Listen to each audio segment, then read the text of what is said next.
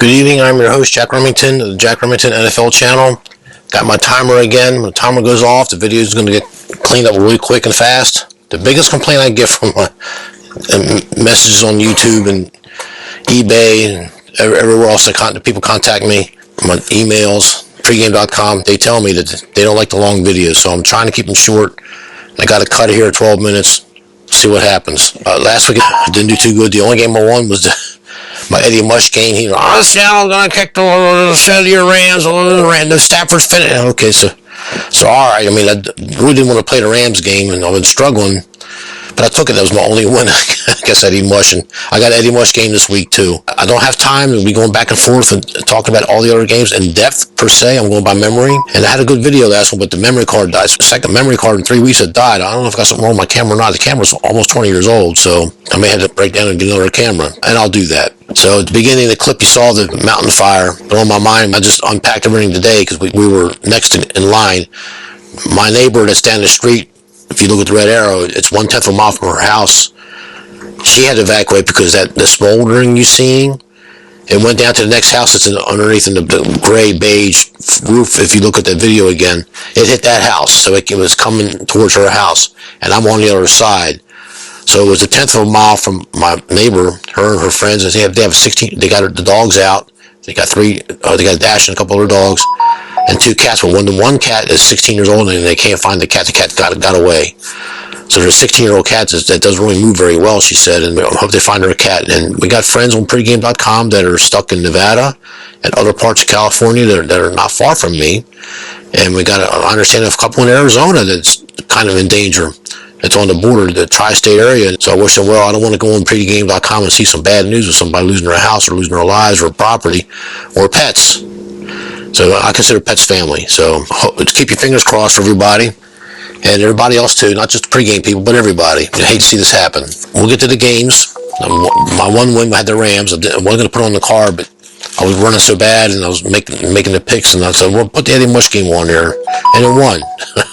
So I got an Eddie Mush game here, but I really feel good about this Eddie Mush game. I'll probably take it without him, but I do have an Eddie Mush game this week, and I was bragging. I was patting myself on the back. Hey, I'm doing good. I had like 9 teeters in 2 weeks and won them all. And so I want to put some, and I split. I went 2 and 2. I won 2 teeters, lost 2 teeters. So I guess I lost the juice on the 2 losers. So $80, whatever it was. So I lost that. That's okay. But my live betting and my halftime bets, I went all in on 2. My max push on the bankroll, and I won them both. So I got Eddie Mush, and I got a couple. I won every side bet. So that was my best week money wise, but I only got 1 on the contest. So I got 16.5 wins, 1.833 per week. It's not going to cut it. I'm going to push. I'm going to go 5-0. I'm determined. I got close a couple weeks ago. I'm going to do it again. So, and I am upset about the Giants game. It was one that I should have won. If anyone had the Giants plus 4.5, they get a touchdown. For some reason, he goes for 2, doesn't get it. The Washington Commanders kick a field goal, and they get another touchdown. Now they have to go for 2. They didn't get it. I look back at game 1 where it was all field goals for Commanders. They kicked 7 field goals. Giants defense was good enough to keep them out of the red zone, and we lost that game too. We had the Giants back then. The Giants didn't have a kicker, and they got 3 touchdowns. They got 18 points and missed all the extra points or whatever. So in 2 games that they played, the Giants played the Washington Commanders. I looked this up, and I'm not going to get on the screen now to show it to you, but they've tried 6 attempts for a 2-point conversion and lost them all. I mean, I've never seen a team do that before since they introduced a 2-point conversion, whatever that was, how many years ago it was. So I'll start keeping track of that. I know I lost, and I should be mad, but it's kind of fascinating how these teams don't get a clue. Maybe they were trying to get fired. Well, anyway, pick number 1. We're going to go with the Indianapolis Colts plus 4. They're home. I know the home dogs have been getting their asses kicked, and I had 2 home dogs last week missed. The only game I won was the Rams on the road. The favorite's been kicking the shit out of the dogs this year. They just have. Okay, so we're taking the Colts plus 4. Joe Flacco, I know he's pushing 40, and I don't know why Cleveland got rid of him. He got him all those wins. I think he got blown out against the Texans playoff, but still he got him there, and they got rid of him. What dumbasses. Well, anyway, but Joe Flacco, I like Joe Flacco. There's 30 quarterbacks starting tomorrow morning until Monday night. I think he's one of the better ones. Oh, he's a backup, and he's back up to Richard. I consider Joe Flacco a starter. I think he's pretty damn good. So that's my opinion. And he's seen the Bills many times when he played with Ravens in the AFC. So I think he's got some familiarity with his team, and I think I might, it's just a few plays a game decide these games. You understand that, right? Buffalo's a good team. I'm not bashing Buffalo, but Miami Dolphins showed the blueprint on how to keep the games going. Miami should have won that game, but I didn't put them on the card. And Eddie Mush, like the Buffalo, but they were giving, Miami covered the game. They should have won the game. But they ran the ball down Buffalo's throat. And I'm looking for the Indianapolis Colts. If Jonathan Taylor's back, I'm looking for the Colts to run the ball down their throats. And when they're not looking, Joe Flacco's going to zing. He's going to zing them. They can, defense is not what it once was. I think they got to fight. The line seems kind of low. Bills, it's only Bills -4. What does Vegas know that you don't know? So I got those two things working for me. Next game is just a pure point play. Normally I wouldn't have taken this game, but I understand Trevor Lawrence is not going to play, or he's really hurt. Something happened to him, and the line's gone. This fixed SUPE line, which I love this line, and how this is set up. This is how we can take advantage of it as handicappers. Well, I'm seeing Vikings -8 on these offshore things, and it's 7.5 and 8 right now. Why does it go so high? Is Lawrence worth all that much? Well, they got another key injury too, and I don't remember which one it was. I like the Vikings. I mean, they got to keep winning because Green Bay's on their rear end and trying to catch Detroit. I mean, Detroit is the big behemoth juggernaut freight train, and I'm not getting in front of that. I got some friends who are going against Detroit.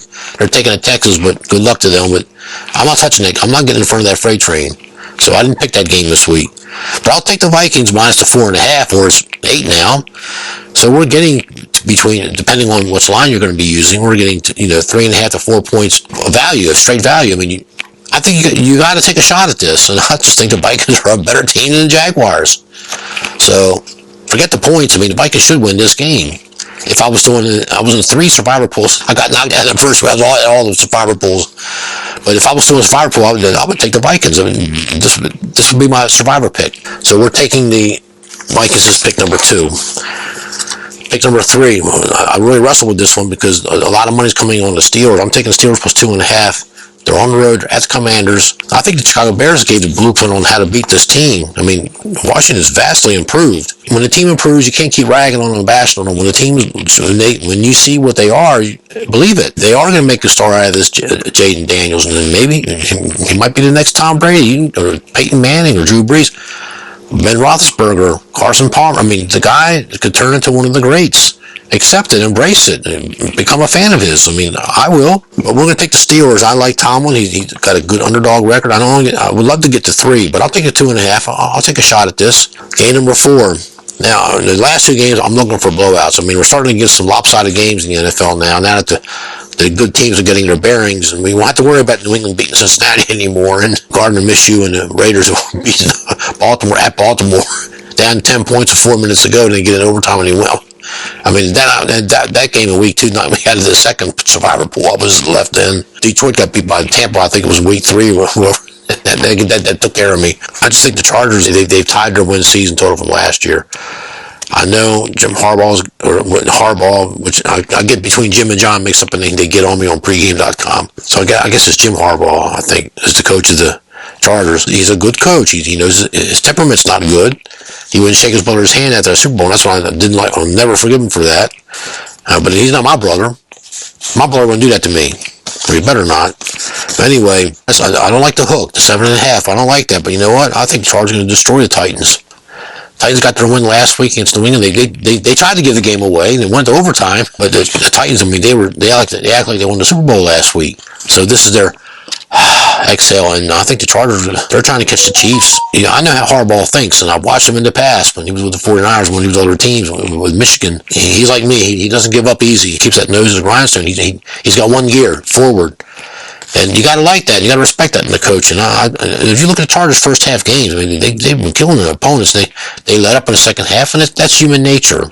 So we understand that. I think the Chargers are going to just kick the shit out of the Titans. The last game I want to talk about is the Eagles -7 right to Dallas Cowboys. Now on the fixed site, it's 7.